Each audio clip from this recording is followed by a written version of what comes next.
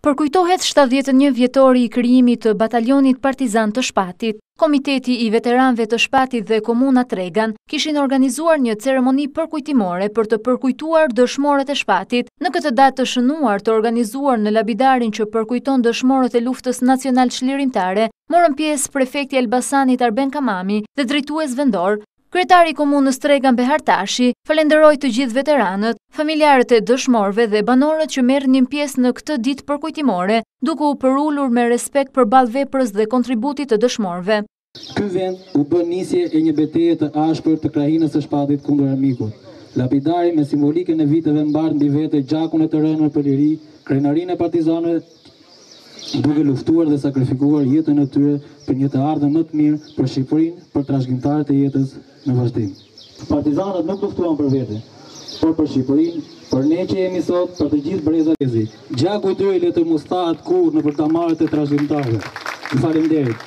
Ndërkohë, prefekti Arben Kamami theksoi se përulja dhe respekti i kushtohet atyre që dhanë jetën dhe u flijuan për lirinë e atdheut. Sot ne përkujtojmë për vjetorin e themelimit të batalionit Shpatit dhe ndihemi të nderuar duke përkujtuar dhe duke u përulur me respekt para të gjithë atyre bijve dhe bijave të këtij batalioni që dhanë jetën për lirinë e vendit. Në këtë ditë të shënuar, ne kujtojmë me krenari të gjithë përpjekjet e atyre që u flijuan në altarin e atdheut dhe të atyre që me idealizëm vunë gjithçka në shërbim të vendit. Historia e kombit ton është e mbushur në shekuj me luftra dhe përpjekje kundër armiqve pushtues. Por lufta antifashiste nacional çlirimtare është një nga epopet më të lavdishme të popullit shqiptar në luftrat për liri. Në udhëtimin e gjatë dhe të shenjtë të lirisë, populli ynë patriot e liridashës angazhoi bitë dhe bitë e tij më të mirë, ideoi bashkimin e madh të gjithë shqiptarëve për liri, pa dallim feje, bindje apo ideje.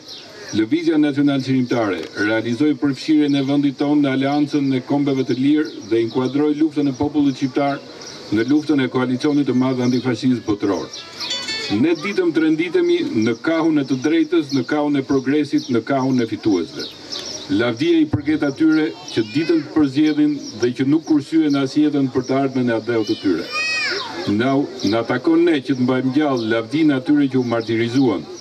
U takon të gjithë brezave pasardhës të ruajnë dhe të çojnë përpara lirinë dhe begatinë e atdheut tonë.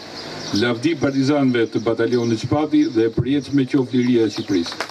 Ceremoninë ka përshëndetur dhe antari i kryesisë së veteranëve Asim Elezi. Ai solli disa momente nga ngjarjet e rëndësishme historike të luftës nacional çlirimtare. Në fund, organizata e veteranëve shpërndau dhe libreza antarësie për pasardhësit e veteranëve.